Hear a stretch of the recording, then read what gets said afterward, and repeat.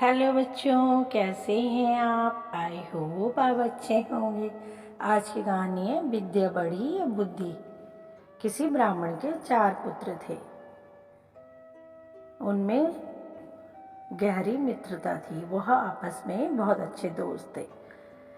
चारों में से तीनों ने तो शास्त्र पढ़े थे, लेकिन बुद्धि का अभाव था। मतलब उनमें बुद्धि कम थी, लेकिन वो पढ़े तो थे, लेकिन बुद्धि बहुत कम थी। चौथे ने शास्त्रों का अध्ययन तो नहीं किया था, लेकिन वह बुद्धिमान था। उसने शास्त्र तो नहीं पढ़ा था, लेकिन वो बुद्धिमान बहुत था। एक बार चारों भाइयों ने प्रदेश जाकर अपने अपनी विद्या के प्रभाव से धन अर्जित करने का विचार किया। चारों पूर्व के देश की ओर चल पड़े। रास्ते में सबसे बड़े भाई ने कहा कि हमारा चौथा भाई तो अनपढ़ है। राजा सदा विद्वान व्यक्ति का ही सत्कार करते हैं। केवल बुद्धि से ही तो कुछ नहीं मिलता। विद्या के बल पर हम जो धन कमाएंगे, उनमें से इसे कुछ नहीं देंगे।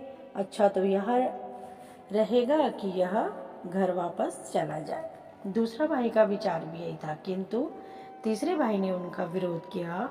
वह बोला, हम बचपन से ही एक साथ रहे हैं, इसलिए इसको अकेले छोड़ना उचित नहीं है।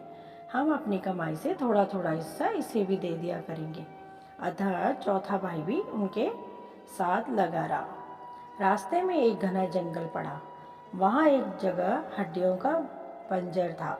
उसे देखकर उन्होंने अपनी अपनी विद्या की परीक्षा लेने का निश्चय किया। उनमें से एक ने हड्डियों को सही ढंग से एक स्थान पर एकत्रित कर दिया। वास्तव में यह हड्डियां एक मरे हुए शेर की थी। दूसरे ने बड़े कौशल से हड्डियों के पंजर पर मांस और खाल का आवरण चढ़ा दिया। उनमें रक्त का संचार भी कर दिया। तीसरा उसमें प्राण डालकर उसे जीवित करने ही वाला था, लेकिन चौथे भाई ने उसको रोकते हुए कहा कि तुमने अपनी विद्या से यदि इसे जीवित कर दिया तो यह हम सबको मार देगा। तीसरे भाई ने कहा, तू तो मूर्ख है, मैं तुझे विद्या का प्रयोग अवश्य दिखाऊंगा और उसका फल भी देखूंगा। चौथे भाई ने कहा, तो फिर थोड़ी देर रुको, मैं इस पेड़ पर चढ़ जाऊं, तब तुम अपनी विद्या का चमत्कार दिखाना। यह कहकर चौथा भाई पेड़ पर चढ़ गया। तीसरे भाई ने अपनी विद्या के बल पर जैसे ही शेर में प्राणों का संचार किया, शेर तड़प कर खड़ा उठा और उन पर टूट पड़ा। उसने पलक झपकते ही तीनों अभिमानी विद्वानों को मार डाला और गरजता हुआ चला गया।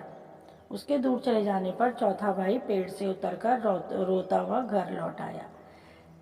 तो बच्चों, इस कहानी से हमें यह सीख मिलती है कि विद्या से बुद्धि श्रेष्ठ होती है।